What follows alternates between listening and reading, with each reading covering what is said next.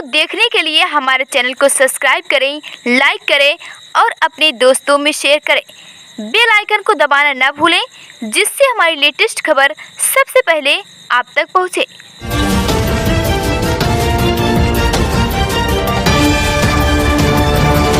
नमस्कार, आप देख रहे हैं भारतीय सहारा समाचार, जन जन की बुलंद आवाज। मैं हूं आपके साथ विद्या राय। आइए ले चलते हैं देश प्रदेश से जुड़ी हुई तमाम बड़ी खबरों की ओर।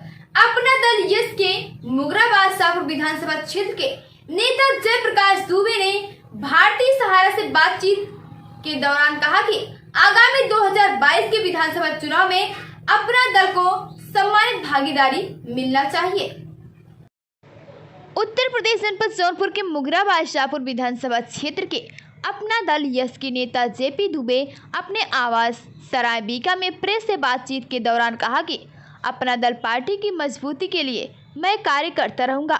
जेपी दुबे ने कहा कि इस बार के आगामी 2022 के विधानसभा चुनाव में अपना दल यस को सम्मानित भागीदारी मिलना चाहिए। एक सवाल के जवाब में जेपी दुबे ने कहा कि मैं बहन अनुप्रिया की नीतियों में अपना विश्वास रखकर अपना दल में शामिल हुआ हूं। जेपी दुबे ने कहा कि जो पार्टी का दिशा निर्देश होगा उसका मैं पालन करूंगा। दुबे ने कहा कि इस बार का विधानसभा का चुनाव एक अच्छे प्रत्याशी का चुनाव होगा, जो योग्य हो उनके बीच में रह सके। उन्होंने कहा कि जनता जागरूक हो गई है, जनता भी चाहती है कि इस बार जो विधायक चुने वो हमारे बीच का हो, ताकि हमारे दुख सुख में अपनी भागीदारी निभा सके। क्या कहा जेपी दुबे ने, आप खुद सुन लीजिए। पेश है भारतीय सहारा न्यूज नेटवर्क की खास रिपोर्ट। नमस्कार, आप देख रहे हैं भारतीय सहारा। मैं हूं श्याम शंकर पांडे। अपना दल भाजपा गठबंधन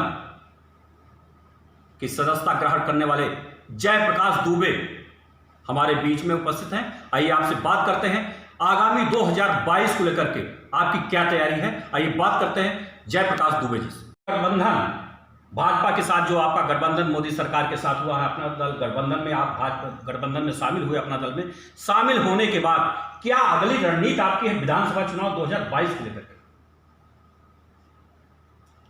मेरा सबसे पहला कार्य है मुगराबाद शाहपुर में अपना दल का जो संगठन है उसको पूरी तरह से सुव्यवस्थित करना आज के समय का मेरा सबसे पहली रणनीति होगी।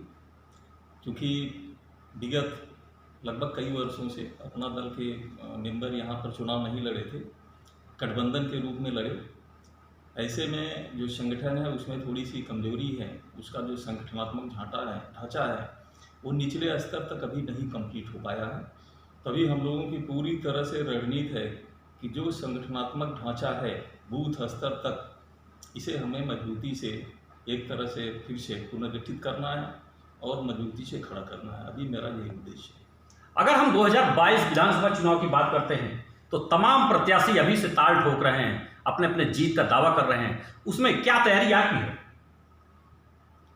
सरकार की आज जो नीतियां हैं पूरे प्रदेश भर में ज़्यादातर जनता सरकार के पक्ष में है और मैं दावे के साथ कह सकता हूं कि मुगराबाद शाहपुर में इस बार गठबंधन का जो भी प्रत्याशी होगा बड़ी मजबूती से चुनाव लड़ेगा और चुनाव जीतेगा।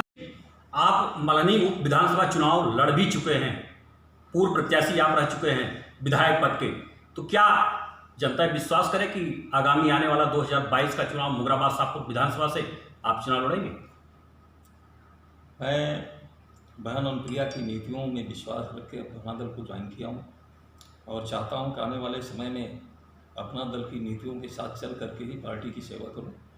जैसा लोगों का विश्वास होगा, जैसा उनका आदेश होगा, हम लोग उसी आदेश का पालन करते हुए चुनाव की रणनीति बनाएंगे।